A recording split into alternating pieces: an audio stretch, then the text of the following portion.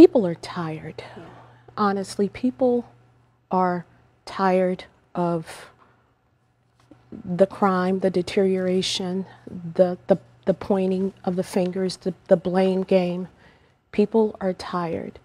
And I became one of those individuals who got tired. And to see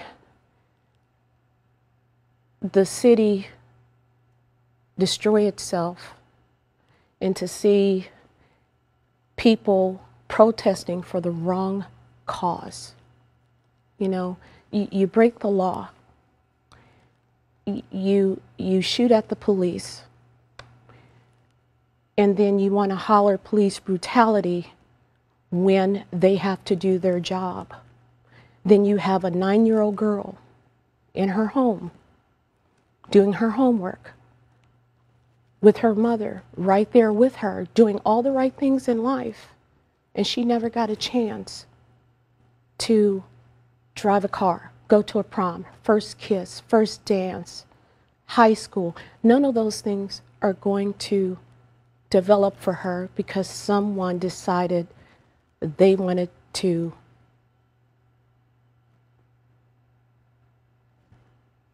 be bad, to show them that I'm going to do this, I'm going to take a life, and took her life instead. And then we fast forward to the police doing their job. Another person is killed by a police officer. And we want to throw riots, we want to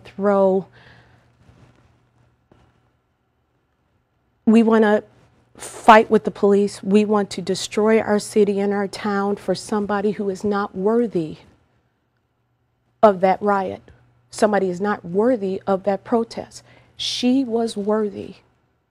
Her dreams mattered, her promises mattered, her life mattered. And if we as Black people say Black lives matter, then it's got to matter to us first in our Black community. Ground zero is right here. It's just not St. Louis, it's Baltimore, it's Chicago right now. I believe someone told me Chicago had 21 murders in one weekend.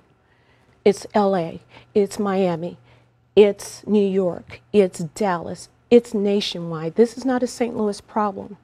This is America, this is our problem.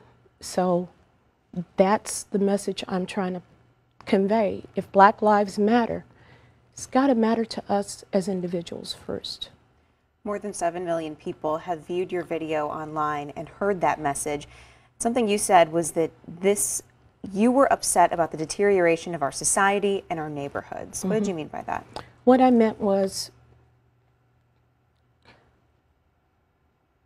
if you look 10 years ago at the neighborhoods, they weren't that bad. Fast forward now, we have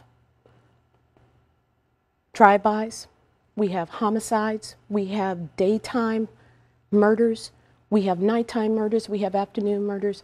We have a society right now that is taking crime as a personal mission. And the deterioration is with the family values, the family morals. I mean, look at the mother in Baltimore. She went out and got her child off the street when she saw him. Why can't we have more parents in our Black community to say, hey, that's my kid out there, I'm coming to get you? That's the deterioration. 10 years ago, you didn't see this.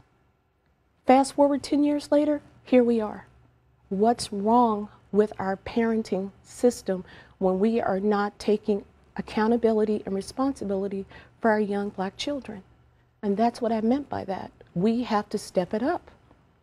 Something we hear quite a bit is that question, where are the parents in all of this? The example you used was that armed carjacking in Soulard, where there were juveniles allegedly involved, and you asked that question, where are the parents? You and your husband took responsibility and you turned your own son in. We had to. He was hurting people. How would we be as parents if we allow our children to do the things that they do?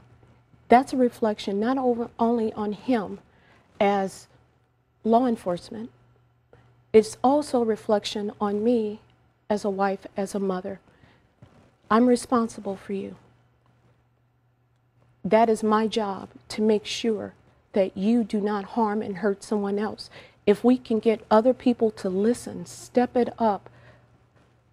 If you know your child is into some things, it's your responsibility to speak up and stop it. You know, I never seen in my life parents nowadays not doing enough, and then when their child breaks the law, has a stolen gun, doing the things that they're doing, and then you want to fault the police for catching them, for stopping them. That was something you were supposed to do as their parent. You stop them now. And that's what is not happening. We didn't have a choice. And hopefully one day he'll forgive us for that. But I'd rather see my son in a 6x5, 6x10 cell than see him stretched down on a box.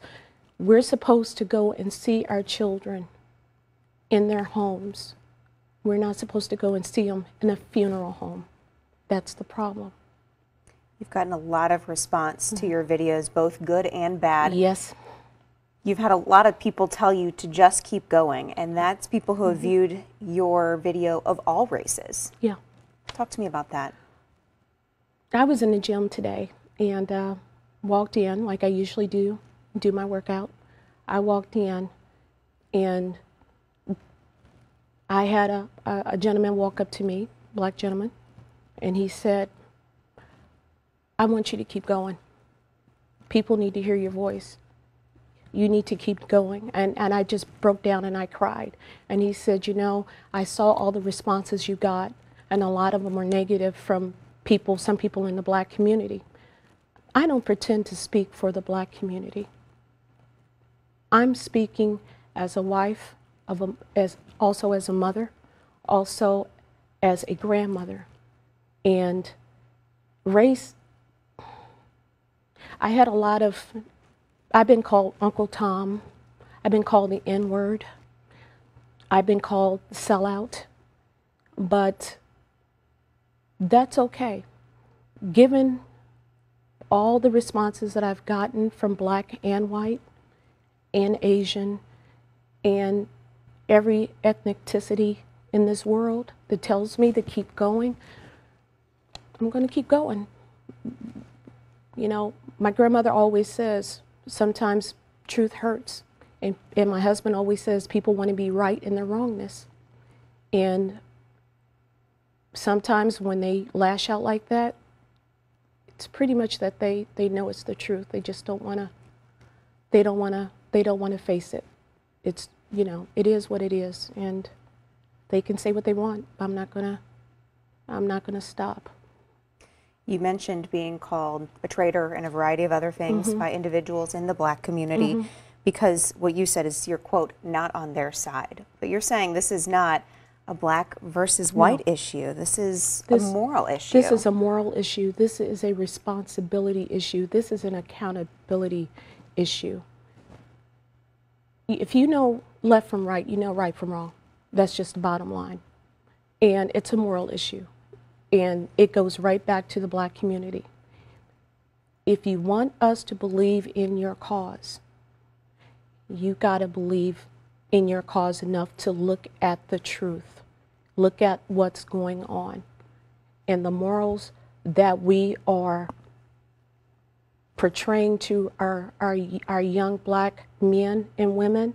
We're telling them, by not stepping up and saying you're morally wrong for doing this, you're just as accountable as they are to allow them to go out and do this, is the issue. And that is what society in the black community, and I can't speak for them, I can only speak from what I observe. For them to do this, to allow this, you know, what do you expect? You know, you're going to have these bodies piling up if you don't take those morals that you were probably raised with and step it up and be parents.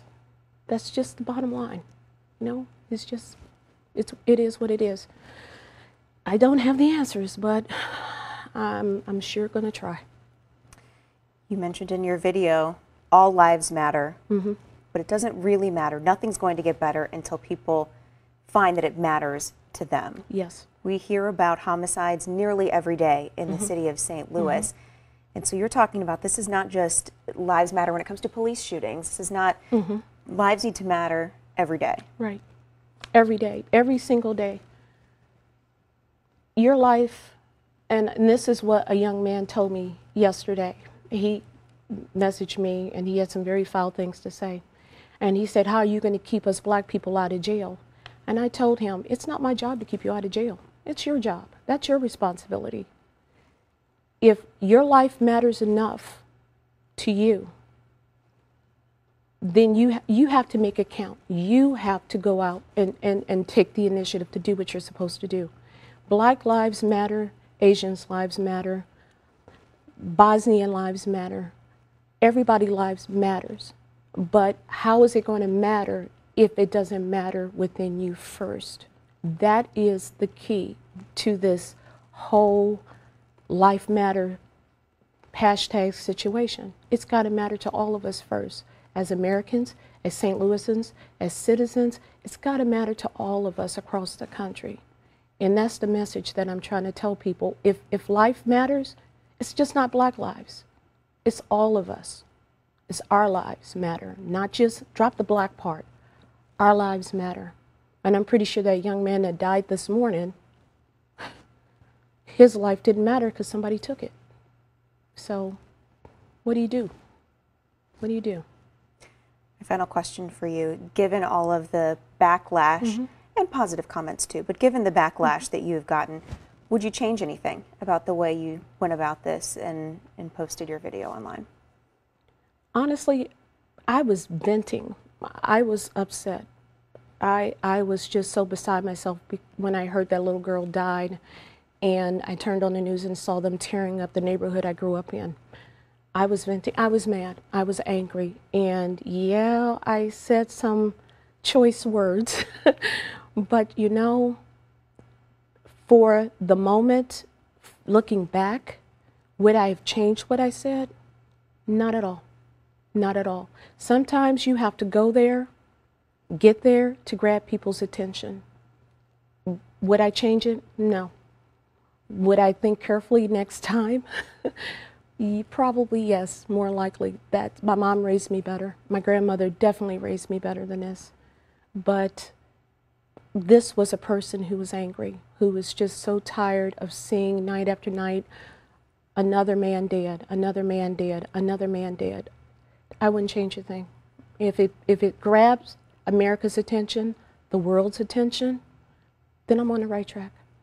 Peggy Hubbard, thank you so much for being here and sharing your story with us today. Thank you. We appreciate it. Thank you. All right. Well, thank you. It was great to meet you.